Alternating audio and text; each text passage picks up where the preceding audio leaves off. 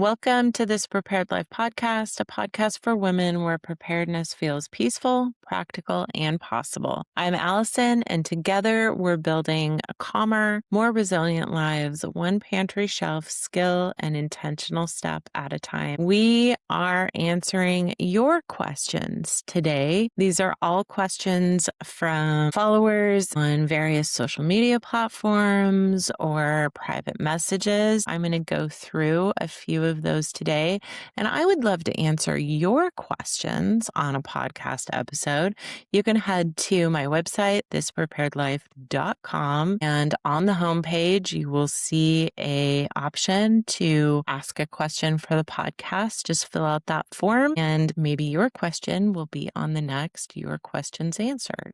There are quite a few questions of varying topics. So this first question says, what are the basics to start with and how much do you need? I'm going to assume they were referring to food storage because it was in a thread about food storage. So I'm going to start there. Food storage is about prepping what you eat so you can eat what you prep. If we're going to go bare minimum, basics are you need at least like 3 to 7 days worth of food. That is a bare minimum, but I suggest stocking your kitchen pantry with 30 days of food, your layer 2 pantry with a year's worth of food, and then your layer 3 long-term storage. That is purely personal. Some people just want to have a few emergency buckets of food, and some people really want years of food. So that's going to be up to you. A good starting point would be to have, a week or two worth of food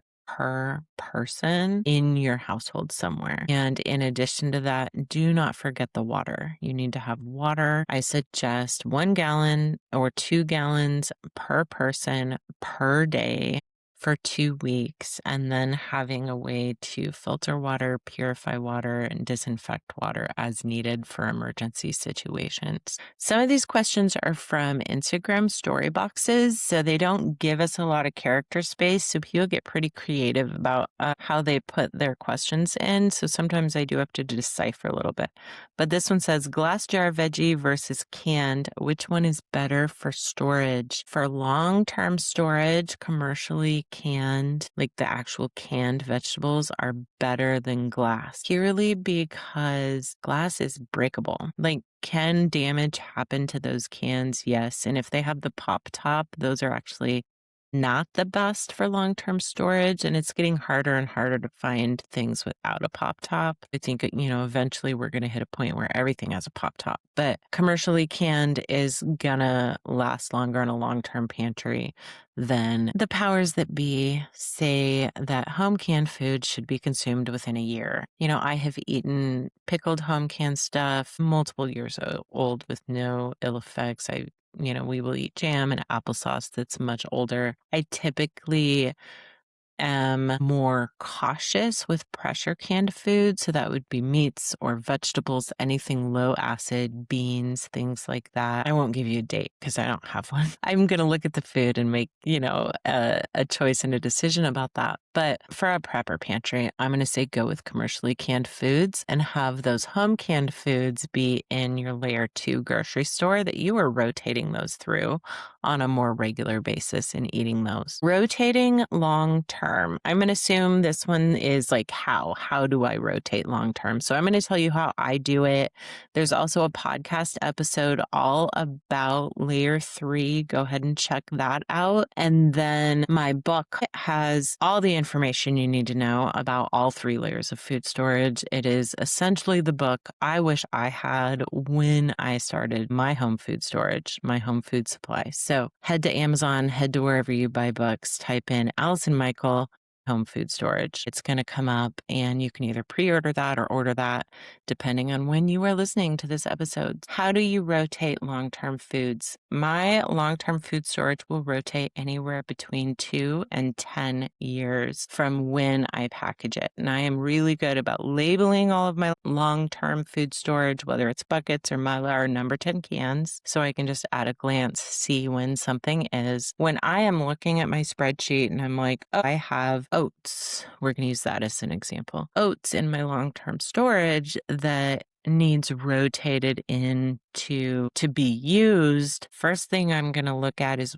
how many oats. Is this a 5-gallon bucket of oats, or is this just a gallon Mylar bag full of oats? If it's a smaller quantity, like a Mylar bag full of oats, I'm going to take that bag, I'm going to open it, I'm going to throw away the oxygen absorber, and I'm going to dump it straight into the oat canister in my kitchen. I know that oat canister will be empty within a month, and I've then rotated that Mylar bag of oats. If it's a bucket, let's say it's a 5-gallon bucket or a 3-gallon bucket of oats, I can't necessarily put 3 gallons or 5 gallons of oats into my oat canister in my kitchen. But what I can do is I can move that bucket of oats into my working pantry area of my layer 2 pantry. And that is every month when I am restocking my kitchen, I take my flour, rice, bean canisters, my oat canister down to my working buckets. These are buckets that are open that I am refilling canisters from. And so I'm going to use that 5-gallon bucket.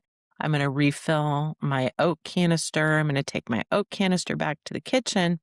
I'm going to put the lid back on that bucket, and it's going to sit there till it's empty. Once that bucket's empty, I will know I need to buy new oats to refill the bucket, to replace it, and all that. So that's how I rotate something from my long-term storage either into my kitchen or into my layer 2 grocery store pantry. When I take something out of either layer 2 or layer 3 pantry, it goes onto my grocery list. And I know that I need to then put a new 5-gallon bucket or whatever size bucket of oats it was into my long-term storage. And so that way my plan for the recipes I'm cooking or how much food I have and how many people I can feed for whatever length of time isn't altered because I've taken something out and not replaced it.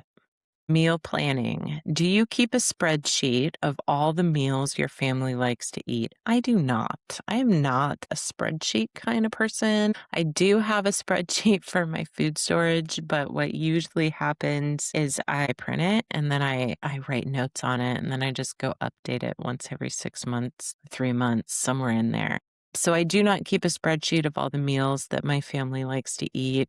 A lot of that is in my brain. I do have a recipe box full of recipes.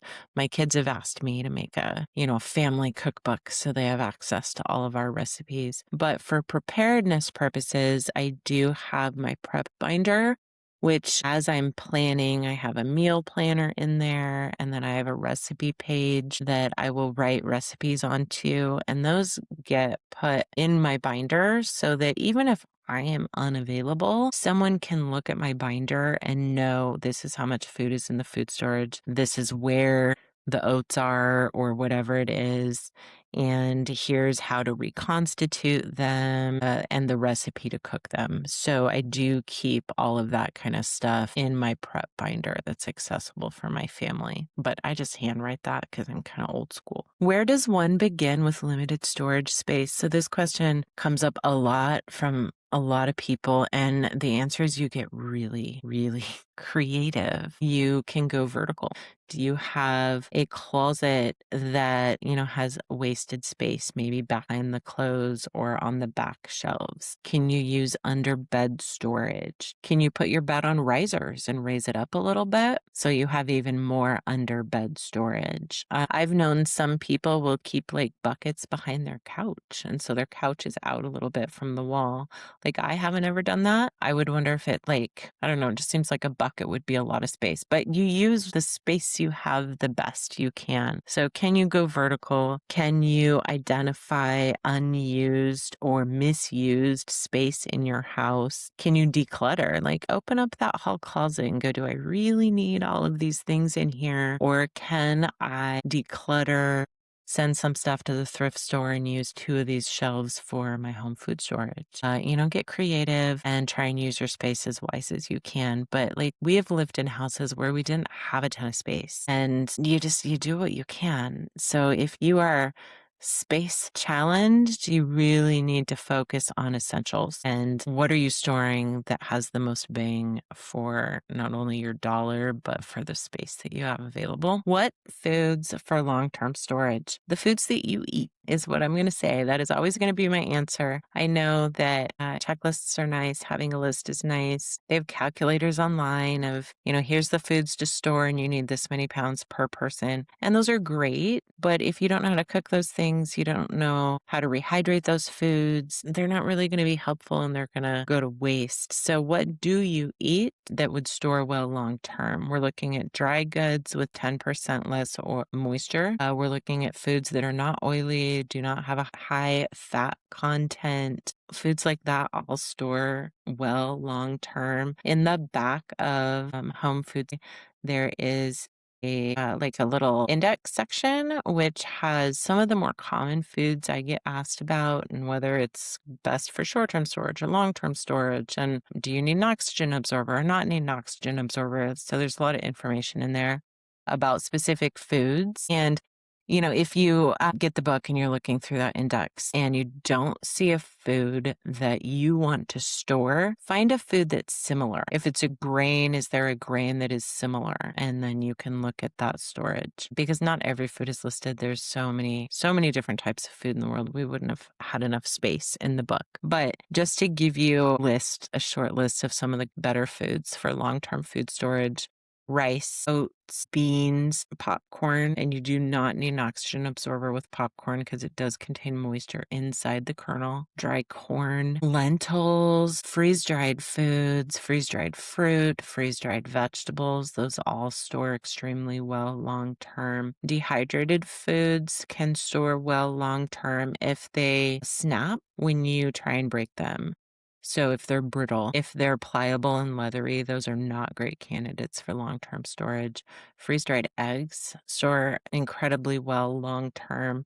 And I define long-term as anywhere between 2 and 30 years. Powdered milk stores great in your long-term storage, but powdered milk can also go rancid in as little as 3 months if it's stored at the wrong temperature. How long something stores depends on how you store it, how it's packaged, where it's stored, and a lot of other factors that you have to take into consideration. This is a great question. How to stay consistent. I do well for a few months and then I slack off and feel behind. Okay, first off, don't feel behind. This isn't a race. There's no checklist of you must do these things by this date or you're an ill-prepared, awful person. You set your goals here. Do what you can with what you have when you have the time and the ability to do it. And if you need a break, take a break.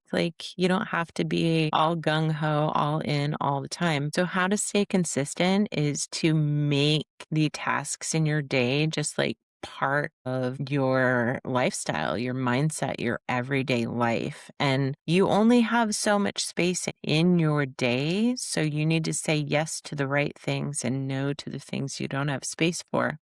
But for me, it does not take any additional energy now for me to grocery shop in my layer 2 pantry and rotate and make that grocery list than it did for me to go through my kitchen pantry and make a grocery list. Does it take more time overall that I am managing that pantry and cleaning and organizing and keeping eyes on that pantry?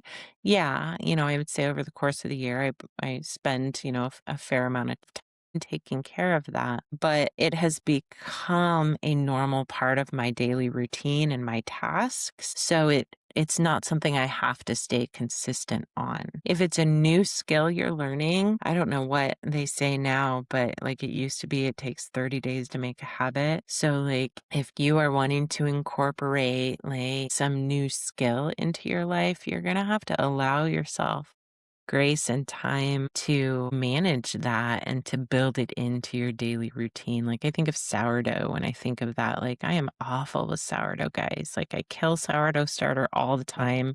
I know that I'm just going to buy a new sourdough starter from the farm stand down the way every fall, because all summer I don't even use it. But that's not something that I have been able to be consistent enough to keep it in my daily routine. I love doing sourdough bread, but it's just hard. It doesn't fit in with where my days go most days. I don't know if I answered that question very well because I don't really know what specifically you're talking about, but the more you can move things into just sort of your daily life, the more consistent they're going to be. And then also removing the expectations of where you should be so that you don't feel behind. Have grace for yourself and where you're at right now. Next question. I feel like it is all overwhelming, so I just don't even start. The only wrong way to prep is to not prep at all. And I know it's overwhelming, and I feel for you because I've been there. I've been at the place where it's like I didn't even know where to start. So I'll give you a couple tips. If you're looking for more like practical, where do I start in food storage? I've got some past podcast episodes that'd probably be helpful for you. Maybe scroll through some of those. But if you are wondering where to start on like learning skills, start by making a list. What are the skills that you think would be important to learn? Write them all down and just pick one. And pick the one that's the most fun. Which one seems like you're going to really enjoy that? Because if you really enjoy something, you're going to stick with it. And every little thing matters. If you spend 2 months learning how to make soap, that matters. You have learned how to make soap for your family. You had fun in the process, and your mental health is important too. So having fun is important. Every skill, every task, every little thing that you do matters. And it's not like no one else's checklist of what you need is right for you. You've got to make your own plan and your own list. And I know that it can seem overwhelming, but I think that overwhelm comes when we are comparing ourselves to other people. So don't look at what I have and think you should be there, because what I have has taken decades to build and learn and rotate. I have a lot of time on my hands right now. I'm now moving into this season of empty nesting, and I have that free time to devote to all the things. So no comparison. Try to have grace for yourself. Make a list and just pick something. This question's very similar. I am going to read it. It says, I take on too much too soon. I want to do all the things, then anxiety follows.